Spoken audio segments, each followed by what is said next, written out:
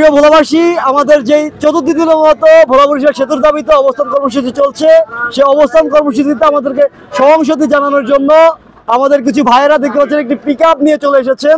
আমরা ভাইয়ের কাছ থেকে জানবো যে এই পিকআপ নিয়ে এত লোকজন নিয়ে আমাদেরকে সমর্থন দিতে চলে এসেছেন। ভাইয়ের কাছ থেকে আমরা একটু ভাইয়ের কথা শুনবো আর কি। আমি কোতোয়ালি থানার ও শুক্রাপুর থানার বড় স্বপন খানের নেতৃত্বে আজকে এখানে আমরা অবস্থান করছি। ইনশাল্লাহ আমরা কালকে সকাল 7টার ভিতরে আমরা এই কর্মসূচি থাকবে আর চলবে। আমরা যতক্ষণ পর্যন্ত বাস্তবায়ন না হবে তাদের মধ্যে আমরা কর্মসূচি চালাই যাবো ইনশাল্লাহ। আমাদের কোনো দাবি আছে? এই ভোলাবাসী কোনো দাবি আছে? এই আমাদের দাবি মানতে হবে। ভোলাবাসীর দাবি একটাই, ভোলা বরিশাল সেতু চাই।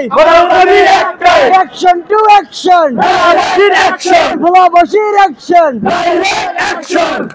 সবাইকে ধন্যবাদ, ধন্যবাদ।